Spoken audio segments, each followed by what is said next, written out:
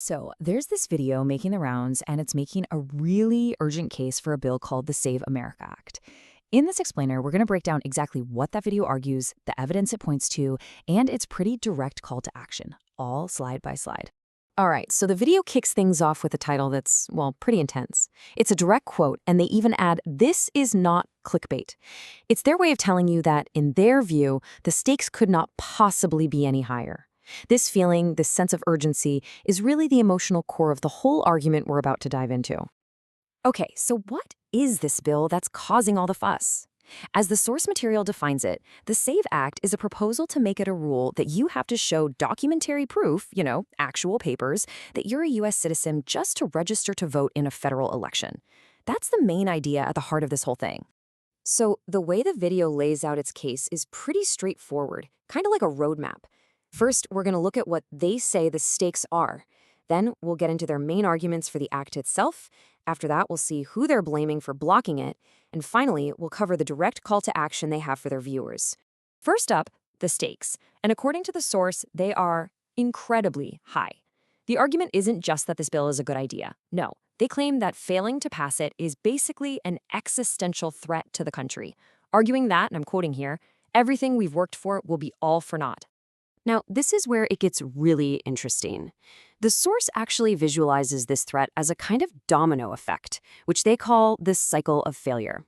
Here's how they see it playing out. You fail to pass the SAVE Act, which then causes you to lose the legislative majority. That, in turn, allows a national law to get passed that bans voter ID altogether, leading to what the source ultimately calls a permanent one-party state. So with stakes that high, you're probably wondering, what's their argument? Right? How do they justify that level of urgency? Let's get into the core points and the evidence they use to try and back it all up. Well, the absolute core of their argument really comes down to public opinion. They keep coming back to a Gallup poll to show that a whopping 84% of Americans are in favor of voter ID. And as you can see, they argue this isn't a partisan thing with the public, pointing out that 95% of Republicans and even 71% of Democrats are supposedly on board. And to really drive this point home, the video uses this pretty wild comparison. They claim that if you want a temporary job shoveling snow in New York City, you need to show up with 2 original forms of ID plus a Social Security card.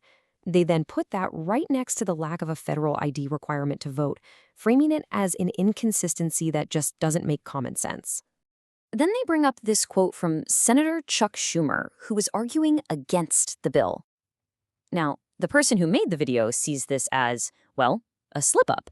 They interpret this as an accidental admission that the bill would do exactly what they wanted to do, which, in their view, is remove non-citizens from the voter rolls. Okay, so if public support is supposedly so high, what's the holdup?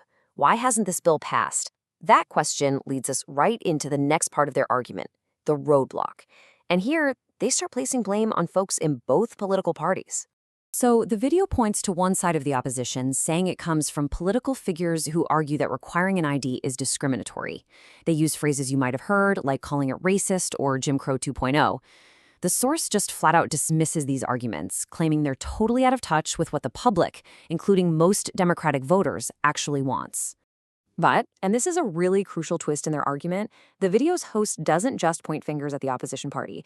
In fact, their biggest frustration is aimed at certain Republicans, who they explicitly call the real enemies because of what they describe as procedural inaction, basically for not forcing a vote. And they don't just talk in generalities, they get super specific. They name several Republican senators, calling them out as the key holdouts. According to the video, these are the people to blame for stopping a vote, either because they won't agree to change Senate rules or because they just haven't brought the bill to the floor for a vote. All this frustration and finger-pointing, it all builds up to the final part of the video's message.